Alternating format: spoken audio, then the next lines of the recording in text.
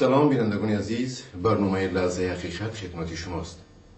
برنامه لحظه حقیقت در این یا آن مسائل داغ روزی که در این یا آن منطقه آسیای مرکزی که اصلا تلویزیون برنامه است تحت تحقیق قرار می‌دهد و به سمع شما بینندگان عزیز پخش خواهیم کرد. موضوع امروزه که مطرح خواهیم کرد با مصاحب من این صحبت در سر زبان تاجیکی، زبان فارسی، زبان دری که حدودی نزدیک 20 سال است که در جمهوری تاجیکستان این بحث ادامه دارد و چون سالهای قبلی در آغاز صاحب اختیار شدن جمهوری تاجیکستان این بحث در سطح زبان دولتی گرفتن زبان تاجیکی آغاز گردیده بود، امروز بعد 20 سال که مردم در طول این سالها از تاریخات و از کتاب‌ها و از زبانشناسان زیادی جهانی و چون خودم خواندند و مثلا تجربه گرفتند بحث در سر اون رفته ایستاست که آیا زبان فارسی این اما زبان دری هست، اما زبان تاجیکی است یا چیزی دیگر است. و اگر نظر کنیم امروز در منطقه کشوری به نام جمهوری اسلامی افغانستان، جمهوری اسلامی ایران و جمهوری تاجیکستان است که اصلا فرهنگی سرچشمه فرهنگی این کشورها فرهنگی زبانی فارسی است. اما امروز اشخاصی هستند که از نظر عالمان پیشرفتگان مقصد علم یعنی بهان مقصدن که زبان تاجیکی یا که ملتی تاجیک اصلا یک چیز دیگر است یا خودی زبان دری که امروز میگن. از نظر بعضی کارشناسانی که در ساحه افغانستان شناسی مثلا علم آموزی میکنن میگن که زبان یک خودی واژه دری هم به وقت‌های یا که سالهای نزدیک نه از اون زمانی پیش وجود داشته است.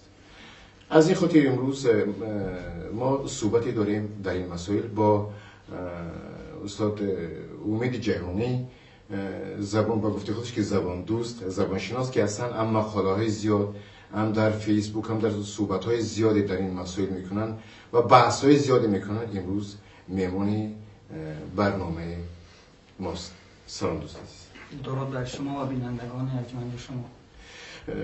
چون اشاره از این شد که مثلا 20 سال قبل ما سر زبان تاجیکی، زبان دولتی بودن این تاجیکی صحبت کردیم، امروز در طول 20 سال این باعث خرسندی البته است که زبانشناسای ما، مردم ما، دانشجویان ما، فرهنگیان ما تا به سطحی رسیدن که یعنی ما با تحلیل کنیم که این چی است، این زبان فارسی است، زبان دری هست یا که ما تاجیکیم یا ما افغانیم یا که ما فارسیم. نظر شما شروع میکنیم از همون زبان. چی زبان هستین؟ اصلا 3 زبان است یا زبان فارسی است؟ یک زبان. اگر کلیات تاریخی زبان ما را به نظر بگیریم، زبانی که در تاجیکستان زبان رسمی و زبان نوشتاری و گفتاری مردم هست دنباله همان زبان فارسی است. تاریخش معلوم هست، از کجا آمده است، چگونه در این منطقه ما گسترش پیدا کرده است و چه مراحل را پشت سر گذرانده است. در این باره ما چندین پژوهشنامه هست، چندین کتاب نوشته شده است، آثار فراوان است. ولی بحث‌ها که در تاجیکستان صورت می‌گیرند بحث‌های مقطعی هستند. اول اینکه آخرین بحثی که در این زمینه در تاجیکستان شروع شده است از طرف کسان مطرح شده است که کارشناس رشته زبان هستند و بعضی از نظرهایی که اونا مطرح میکنند با داده‌های زبانشناسی اصلا سازگار نیستند. به نظر با یک چیز کنیم. خب درست است. امروز بیشتری کتاب‌هایی که ما می‌خونیم در مسائل زبان فارسی یا که در مسائل عموما کشورهای شرق یا که عموما این 3 کشوری که ما داریم مؤلف‌های قریب که مثلا یا فرانسوی هست یا هلندی است یا یهودی هست یا هند است. مثلا ما تکیه به اون امروز عالم و یا نویسنده کردن نمیتونیم که از نظر تعصب یا که از نظر تفریق گپ نزند. یعنی هر منطقه میخواد که این چیز رو به همون طرف تمایل دهد. یعنی یک چیزی که در تاجیکستان ما میبینیم روند ملت سازی هست. برای ساختن ملت به نام تاجیک کوشش میکنن که زبان به نام تاجیکی رو مبنا قرار بدهند و بر اساس اون زبان یک ملت رو تشکل دهند. در صورتی که مردمی که امروز تاجیک نام دارند بخش از یک ملتی بودن که در 1300 سال گذشته یا بگیریم در 1200 سال گذشته برای خودش مراحل را طی کرده بود. یعنی از نقطه‌ای که ما او را سرآغاز تاریخ اسلامی ملتی تاجیک بگیریم از سال 713 میلادی که برای نخستین بار در شهر بخارا نماز جمعه را برگزار کردن و تا سال 1924 که کشوری به نام جمهوری شوروی تاجیکستان پدید آمد. این یک مرحله از تاریخ ماست. در این مرحله ما فراز نشیب‌های فراوانی داشتیم. مثلا 200 سال از نخستین نماز جمعه تا روی کار آمدن خاندان سامانیان دورانی بود است که ما برای حقوق ملی و برای حقوق بشری خودمان مبارزه کردیم با نیروهای بیگانه. گرچه مثلا در آن زمان هم دینی ما بودن هم مذهبی ما بودن، ولی از نگاه نژادی و از نگاه سیاستی که بر نیاکان ما روا داشتن ما اونا را میتونیم بیگانه بگوییم. در این مبارزه نیاکان ما با اون نیروهای بیرونی زبان با نام زبان فارسی دری، فارسی که ما امروز او را پدر یا مادر همین زبان امروزی خودمون به حساب میاریم. او زبان در چی شرایطی به وجود آمد؟ البته که زبان خود به خود پیوند پدید نمیآید. این زبان برنامه‌ریزی نیست که ما از واژه‌های بگیریم برای خودمون یک برنامه بسازیم. زبان فارسی دری دنباله زبان فارسی میانه هست. یعنی همان زبانی که در دوران پادشاهی ساسانیان در طول نزدیک به 500 سال زبان رسمی کشور شاهنشاهی ایران بود یا ایران شهری زمان ساسانیان بود. در او زمان در زمان ساسانیان چندین گونه از زبان فارسی در گفتار و یک دو گونه در نوشتار به کار می رفته است. نمیگوییم که 7 گونه الفبا داشت، 7 گونه دبیره داشت زبان فارسی میانه که امروز در زبان شناسی او را پهلوی میگویند، بلکه گونه های مختلف بود. مثلا زبان موبدان یک زبانی بود که چون محافظه کار بودن موبدا کمترین وامواژه را از دیگر زبان ها داشت. زبان لشکریان یک زبانی برای خود خاصی هست. اگر شاهنامه را بخوانیم از زبان یک سپهسالار چگونه صحبت می شود و از زبان یک موبد چگونه صحبت می شود. اینا گونه های کاربردی زبان هستند. ولی چی شد که زبان فارسی یا فارسی دری نام گرفت؟ چگونه این شده است؟ من بسیار فشرده صحبت میکنم چون که فرصت کم هست و این خودش یک موضوع دانشگاهی هست. موضوع این است که زبان دری جدا از زبان فارسی وجود نداشته است. زبان دری یک گونه کاربردی زبان بود که در پیش از اسلام به زبان رسمی و زبان نوشتاری گفته می شد. این زبان هم صرفاً مربوط و منسوب به یک منطقه نیست. گرچه نامش فارسی هست و از استان فارس برخواسته است، ولی به دلیل اینکه پیش از ساسانیان خاندان اشکانیان کمابیش 500 سال بر ایران زمین حکومت داشته است، از زبان پهلوی نیز زبان پهلویان زبان اشکانیان در زبان فارسی میانه وامواژه های فراوان سرازیر شدند. چون پارسیان با پهلویان خویش و تبار بودند، برادر بودند، هیچ تفاوتی با هم نداشتن از نگاه نژادی. هر دو اینا ایرانی بودند. بگذار که به یک چیز. بله. امروز خوب در سال قبلی بیشتری تاکید به اون میشد که یک قسمتی زبانایی که امروز در کوهستان ما هست، مثلا در اون یرنا و در بدخشان هست و اینجا هستن، اینا پایه های زبان فارسی هستند. اینا نیستن پایه های زبان فارسی. خب. اینا گونه های از زبان های ایرانی هستند. ولی ما در تاجیکستان در روند ملت سازی جنجال و تعصب روی اصطلاحات کاربردی است. یکی اینکه در تاجیکستان که میخواهند ملت تاجیک بسازند، ما ملت نشدیم هنوز، خیلی راه داریم تا ملت شدن، و میگویند که زبان تاجیکی داریم بیشتر به خاطر این است که اصطلاحات ایران، ایرانی، فارسی را به کار نبرند. این یک گونه تعصب محلگرایی ولی در سطح کشوری هست. مثلا ما دوران بازسازی در زمان شوروی را اگر بگیریم، شما شاهد حال هستید، مبارزات که برای دادن مقام زبان رسمی به زبان تاجیکی آن روز بود، نتیجهش این شد که اومدن گفتن که زبان رسمی جمهوری تاجیکستان فارسی تاجیکی هست.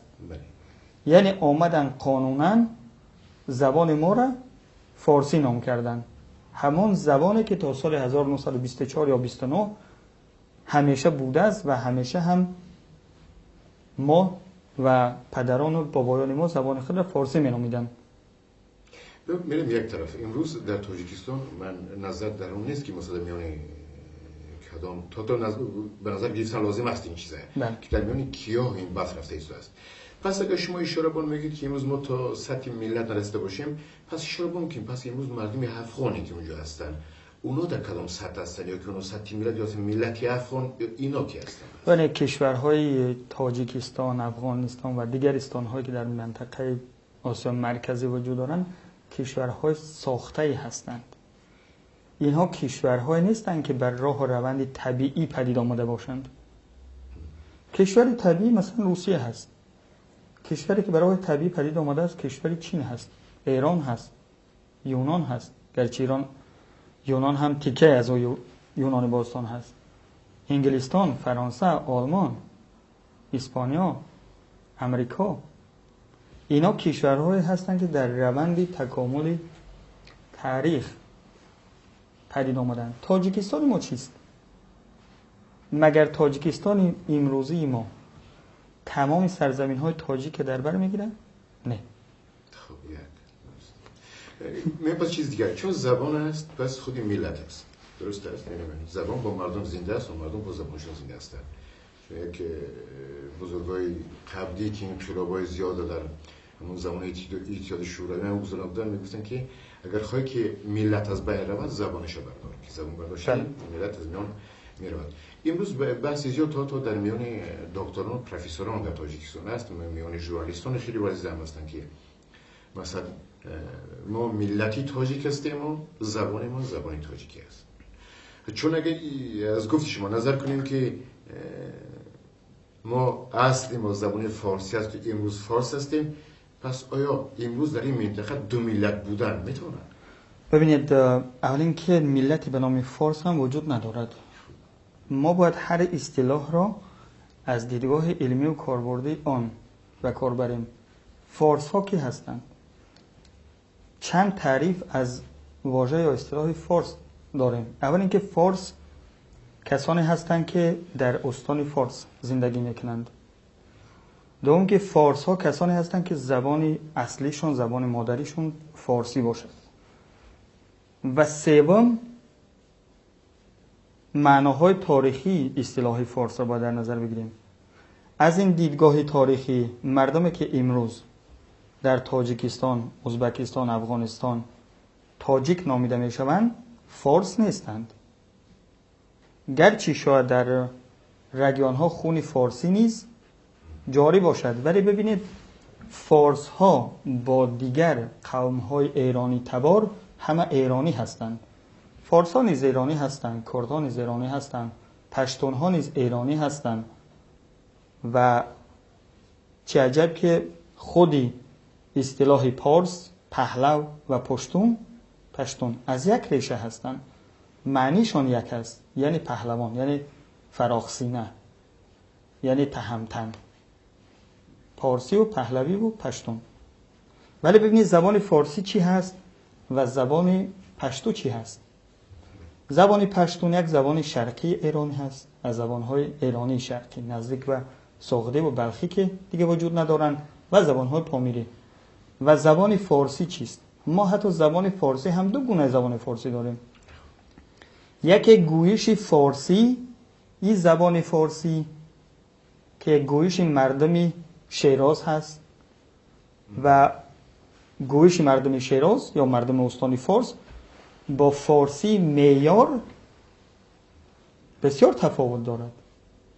آهنگ گفتارشون دیگر است، جمله بندی هاشون دیگر هست، ولی هیچ کس نمیگوید که این زبان زبان جداگانه است. بعد یک زبان دیگری فارسی داریم که او زبان در سراسر ایران زمین از کردستان تا خوتن، خب اگر امروز بگیریم تا وخان، زبان کاربردی همه بوده است. از زمان سامانیان بگیریم که این زبان در سمرقند و بخارا و بلخ و هرات و همون قلمرو سامانیان هرچی بوده است. در اون زبان که این زبان رسمی شد و زبان دیوان دفتر شد، فارسی در این نام گرفت.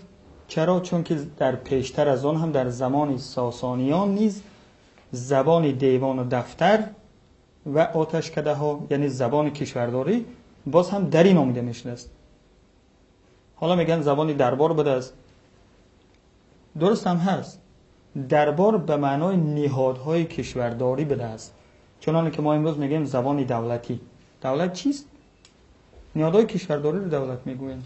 ایشان میگیم به یک چیز، مثلا در یک قسمتی کتاب هایی که از نظر نویسنده‌های شرق غرب می‌نویسن، در قرن 18 سال 1800 قرن 18 اشاره بون میشد که مثلا منطقه بدخشان مردمی که اونجا به این زبان همون ایشکاشیمی و همان شغنانی و روشانی و وخانی و زندگی میکردستند، در زیر سلطه همون زمان شاهنشاهی ایران اول که اینا تکه به انگلیس ها داشتن و بعدا در زیر سلطه امارت بخارا که تکیه بر روسیه داشتن، از رشد زبان خودشون موندن، نتونستن که پیش روند. بس اینا بار شد زبان دیگر. نظرش به این چیز هست؟ ببینید، یک چیزی هست که در یک جامعه که با هم خویش و تبار هستند، همیشه اگر دولت مقتدر پدید آید، برای پیشبرد اهداف کشورداری خود همیشه یک زبان رو در سراسر قلمرو خود زبان کارگزاری انتخاب میکند. در زمان هخامنشیان همین بوده است، در زمان اسکندر مقدونی و جانشیناش همین بوده است، در زمان کوشانیا همین بود، ساسانیا همین بود، اشکانیا همین بود، حتی در زمان امارت منقیطی عرب نیز همین بود. پس از اونم در زمان شوروی هم همین بود. یعنی هیچ کشوری نمیتواند یک زبان رسمی و کارگزاری نداشته باشد. پس کشور بدن هم نمیتواند بشود. مردمی که در سراسر ایران زمین از وخان تا کردستان زندگی میکردند، با توجه به پیشینه کاربرد زبان فارسی در هر یک از این سه مراحل تاریخش، زبان فارسی را زبان ملی خود میدانستند. شما ببینید، ما امروز خود را ایرانی که میگوییم، نه به معنی است که ما شهروند جمهوری اسلامی ایران هستیم، بلکه به یاد نیاکان ما هست که از 3-4 هزار سال پیش خود را آریایی میگفتن. البته که آریایی غلط هست، اریایی میگفتن و همین اصطلاح اریایی شده است ایرانی.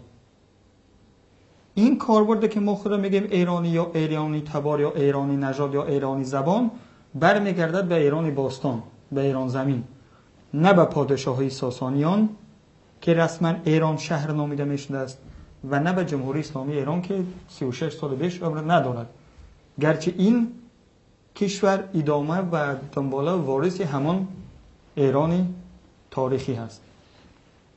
و ببینید، زمان پایتخت ایران به دست بخارا، در زمانی که خود مردم بخارایی و خود مردم سغد فارسی زبان نبودند، زبان فارسی جای زبان سغدی را گرفت.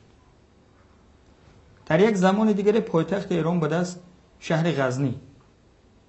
شهر غزنی پایتخت سلطان محمود، چون مرکز زابلستان بوده است و زابلی ها خود را سکایی و سگزی می‌دانستند، طبعا در یک زمان زبان سکایی داشتند. یک زمان، حالا نمیدونم چه زمانه. و زبان پشتونی یکی از زبان‌های ایرانی شرقی است. غزنین امروز در قلمرو افغانستان هست. زبان‌های پامیری هرگز در تاریخ پایتخت ایران در پامیر نبوده است.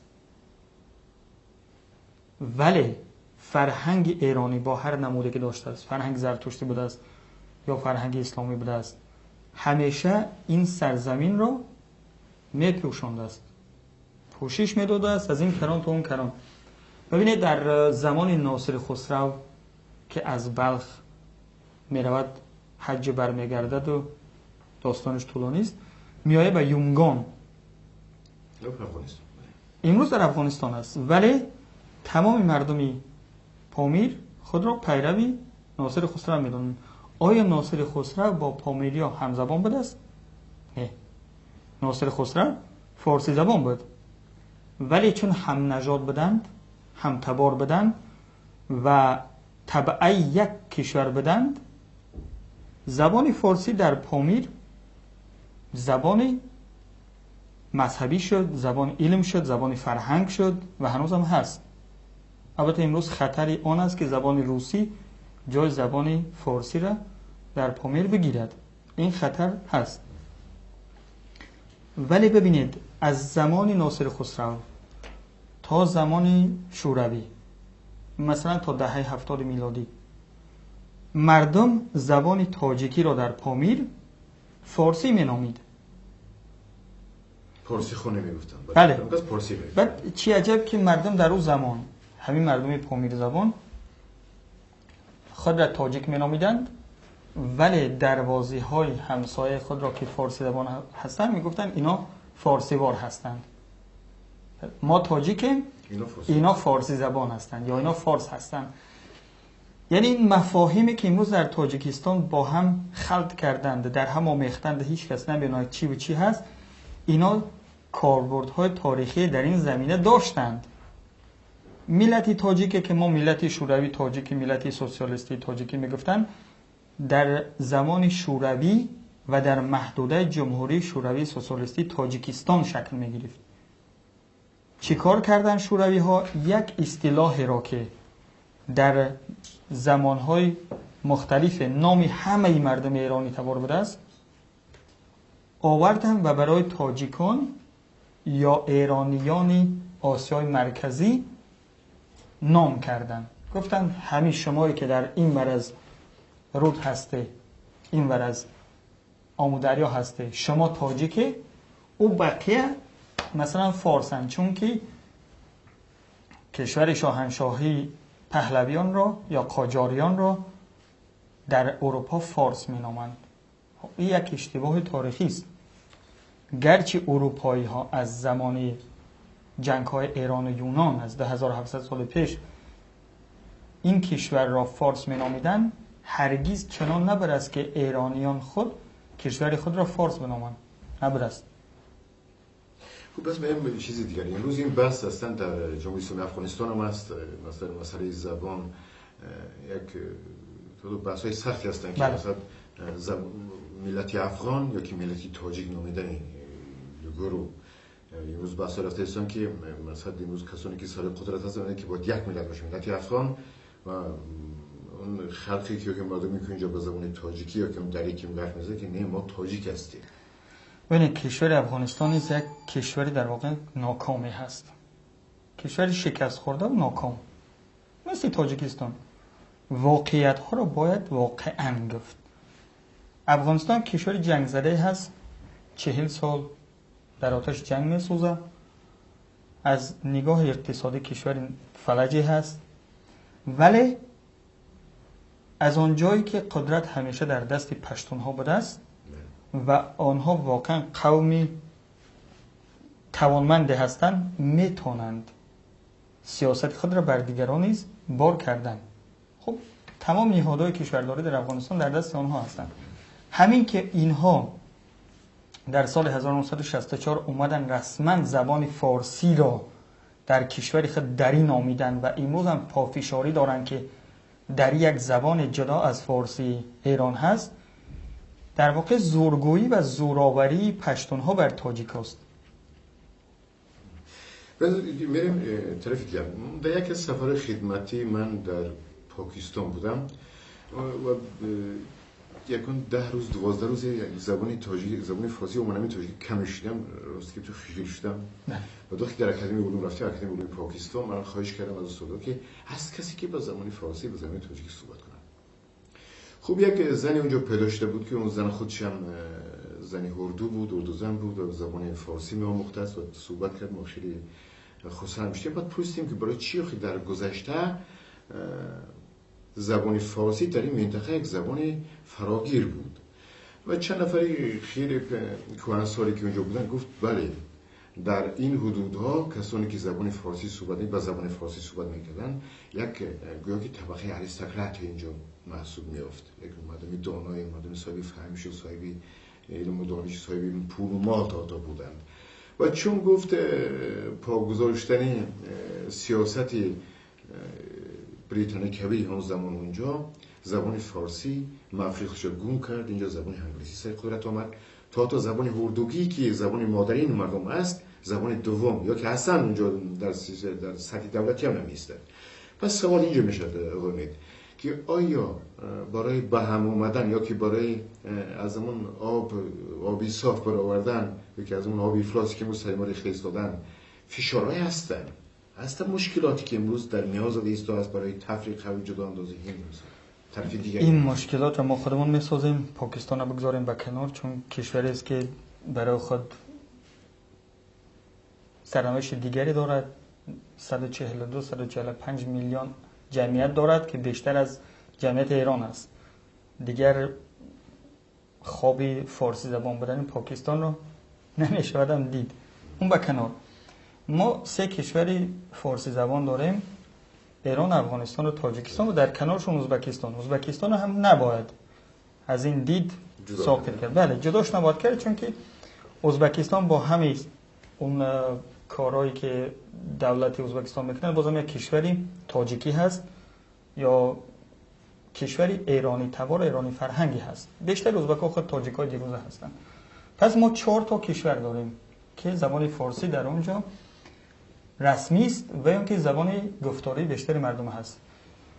از اونجایی که 3 تا از این کشورهای نو ساخته و نو بنیاده هستند، ازبکستان، تاجیکستان و افغانستان، اینها برنامه ملت سازی در دست دارند که میخواهند از شهروندان خود یک جامعه را به نام ملت پدید آورند.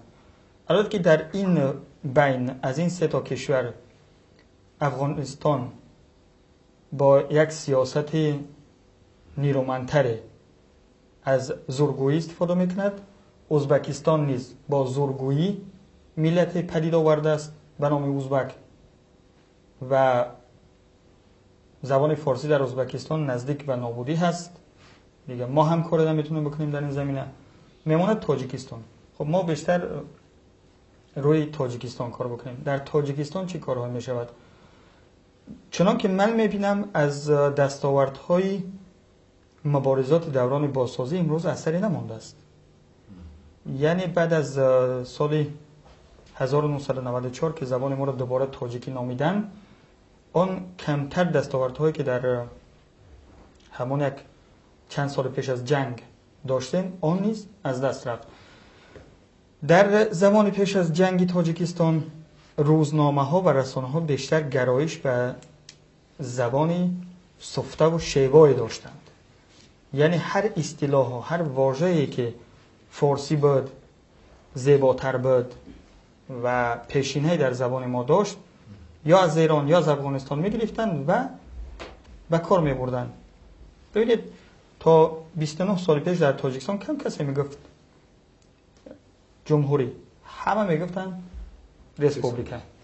امروز هیچ کی ریسپوبلیکا نمیگوید مگر اینکه چند پیرمرده. یا تا 25 سال پیش هیچ کس نمیگفت دانشگاه. امروز در سردری همه دانشگاه‌های تاجیکستان نوشته شده است دانشگاه، دانشکده و دیگر دانشجو و بسیاری از واژه‌هایی که در اون زمان از ایران افغانستان گرفتیم، البته که افغانستان نیز از ایران گرفته بود و اینها از اونجایی که کاربرد فراوانی در رسانه ها داشتن و در گفتار و نوشتار داشتن، اینها در زبان ما جا افتادن. همچنین واژه دادستانی، دادگستری، دادگاه، دستگاه دیگر. ولی بعد از اینکه یک نیروی آمد در تاجیکستان به قدرت رسید، واژه‌هایی را که دستاورد مبارزات ملت تاجیک بود، اون زمان ما ملت بودیم پیش از جنگا، امروز نیستیم. اون زمان ما یک ملت سوسیالیستی بود، شوروی بود، یک چیزی بودیم. چرا میگم؟ برای که همبستگی بیشتر داشتیم. امروز واقعا بافتار جامعه ما از هم پاشیده است. نمیتونم بگم ما ملت هستیم. میتونم بگیم که مثلا ملت نبودن یک چیزی بسیار درشت است، بسیار سنگین‌تر هم از سالمیت. ملت هست و یعنی اون پیوستگی‌ها یا که اون ظرفیت‌های پیشینه در وجود دارد. ببینید ملت را یک کسانی پدید می‌آورند. اینها یا دانشمند هستند یا به هر راه اثری بر جامعه دارند و جامعه را به یک راه هدایت میکنند. و خود ملت در مبارزه شهروندان با دولت پدید می آید. دولت که من میگویم با دولت که در تاجیکستان میگویند تفاوت دارد. دولت یعنی نهادهای کارگزاری یک کشور دولت است، نه او چیزی که در تاجیکستان میگند. مثلا در تاجیکستان به دولت میگن حکومت، به حکومت میگن دولت، بازم در هم بر هم است. وقتی که جامعه یا شهروندان با نهادهای فرمانروایی یعنی دولت برای حق و حقوق شهروندی خود مبارزه میبرند و دستاوردهای به دست میارند و منافع مشترک در این جامعه پیگیری میشود، جامعه مبدل میشود به ملت. همچنین روندی رو من در تاجیکستان نمیبینم، نیست. بنابراین نمیشود گفت که ما ملت به معنای سیاسی هستیم. ما به معنای اجتماعی شاید توده از مردم هستیم که اون رو بشود ملت گفت، ولی هیچ مبارزه بین ملت و دولت برای تنظیم شرایط یعنی مشروطه در جامعه تاجیکستان نیست. این است که خود دولت هم که یک زبانی را در تاجیکستان زبان رسمی خود اعلام کرده است، یک زبان مصنوعی هست. دستاوردهای پیشین رو نادیده میگیرد. یعنی یک زبانی هست که فقط از سال 1924 تا 1994 در بر میگیرد و بس. حتی نشانی تاجیکستان هم همین دوران 24 تا 94 رو بازتاب میدهد، نه تاریخ 1300 یا 10700 ساله و 6000 ساله‌ای که رئیس جمهوری تاجیکستان از او میگوید. و این یعنی چی؟ ببینید بحثی که در تاجیکستان هست، بعضی ها میگن که زبان تاجیکی وجود ندارد، این زبان فارسی هست. بعضی ها میگن که نه، زبان فارسی نیست، این زبان تاجیکی هست، وجود دارد، ریشه در تاریخ دارد. دنبال واژه تاجیک میگردند و ریشهش از 18000 سال پیش میآوند که در واقع یک افسانه بیش نیست. خوب، منظورم چی است؟ من برای بینندگان باید یک چیز رو بگم که چون بیشتری وقتات که نظر به نیازهایی که مثلا در مشت رشد فرهنگ در این یا اون کشور عمل میکنن و بخصوص امروز در جمهوری تاجیکستان عمل میکنن، اشاره از اون میشود که این زبان در لانه خودش ضربه بیشتری میخورد.